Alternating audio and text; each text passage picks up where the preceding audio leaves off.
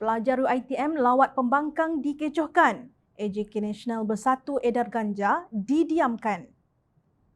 Kumpulan pelajar memohon pengesahan berhubung dakwaan seorang pensyarah Universiti Teknologi Mara UiTM diminta meletakkan jawatan selepas dikaitkan dengan lawatan pelajar ke sebuah parti politik pembangkang.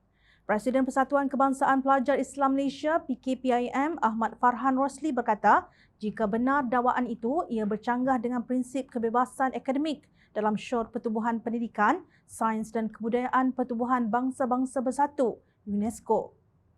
Hak tanpa batasan oleh doktrin yang ditetapkan kebebasan mengajar dan berdiskusi, kebebasan dalam menjalankan penyelidikan dan menyebarkan serta menerbitkan hasilnya, kebebasan untuk menyatakan pendapat mereka secara bebas mengenai institusi atau sistem tempat mereka bekerja, kebebasan dari penapisan institusi dan kebebasan untuk mengambil bahagian dalam badan akademik profesional atau wakil, kata Farhan.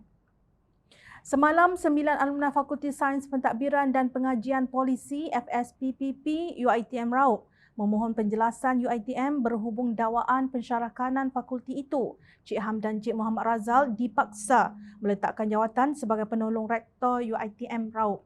Surat itu hadir selepas muncul ciapan di Twitter mendakwa Cik Hamdan diminta meletakkan jawatan kerana membenarkan lawatan sambil belajar pelajar ke ibu pejabat sebuah parti pembangkang.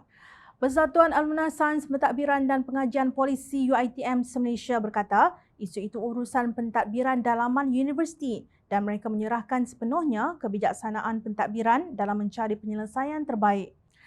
Cik Hamdan ketika dihubungi enggan mengulas perkara itu. Sementara itu, PKPIM juga menuntut universiti bersikap adil dan tidak mengekang pensyarah menjalankan tanggungjawab intelektual mereka bagi tujuan ilmiah.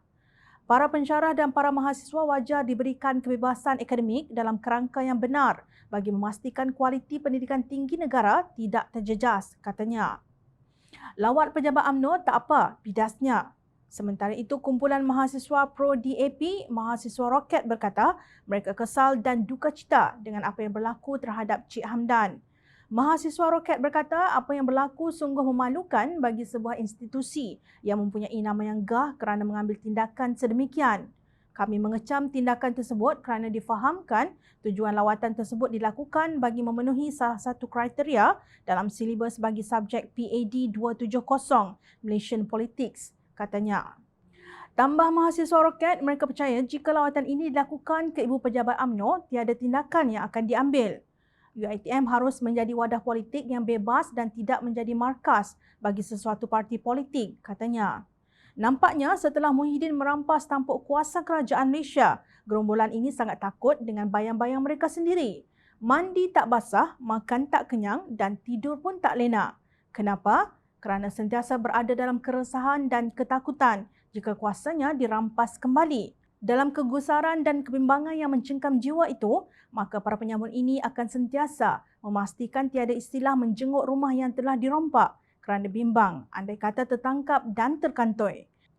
Di mana perginya kebebasan proses pengajaran dan pembelajaran? Di mana kebebasan para pelajar dalam menjalankan penyelidikan dan penghasilan?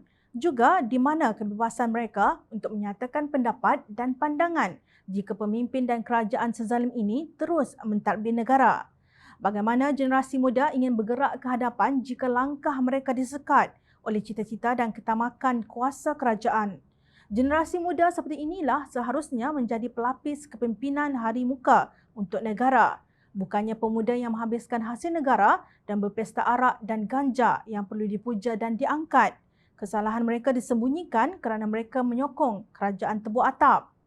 Berbicara tentang ganja, kes pesta syabuk Ahli Dewan Undangan Negeri Dengkil dan budak-budak Armada Bersatu yang diserbu polis tahun lepas dah senyap ditelan bumi. Hari ini keluar pula cerita ahli jawatankuasa Armada Nasional ditangkap mengedar 1.5 kilogram ganja. Yang menariknya, kisah tangkapan itu yang berlaku pagi semalam tidak dikeluarkan di mana-mana akhbar utama. Seolah-olah ada konspirasi untuk kambus cerita itu, kata Muhammad Ahnizam Yunus dalam hantaran di Facebook beliau. Katanya kalau kita perhatikan mereka yang ikut Abah Yidin semuanya spesies yang bermasalah. Kaki mesin kuda, kaki dadah, kaki rasuah, kaki projek, kaki kianat, gila jawatan, salah guna kuasa dan macam-macam lagi. Betul kata pepatah Inggeris, birds of the same feather flock together.